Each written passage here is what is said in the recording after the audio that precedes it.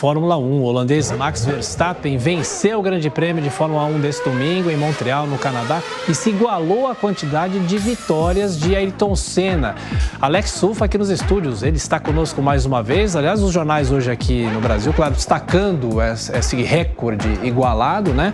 E eu pergunto, em relação ao campeonato de Fórmula 1, como é que estão as posições e as definições? Alex, bem-vindo.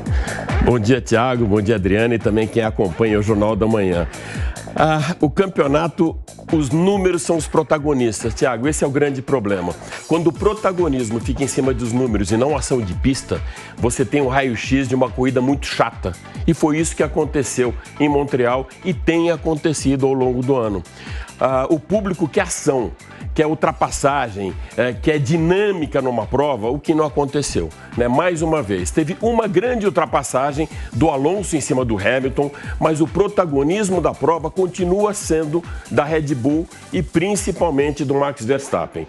Eles chegaram à 100ª vitória, ou seja, a equipe Red Bull, 8ª nesse ano, 6ª do Max Verstappen, só 2 do seu companheiro de equipe, o Checo Pérez, que teve uma participação pífia ao longo do ano. A mesma coisa acontecendo com o coadjuvante George Russell, também na Mercedes, com uma participação também pífia.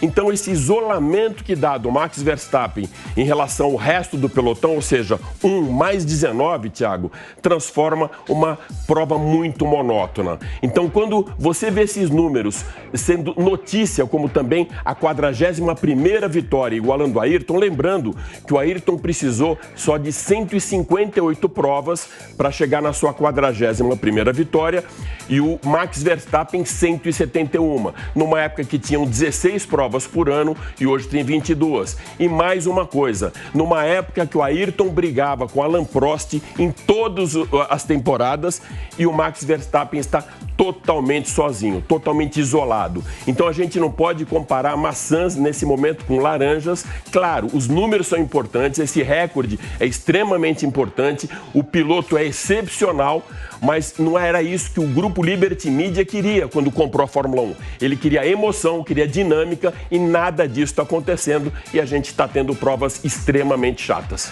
Alex, boa semana para você, estaremos te acompanhando sempre. Valeu. Muito obrigado. Valeu. Bom, agora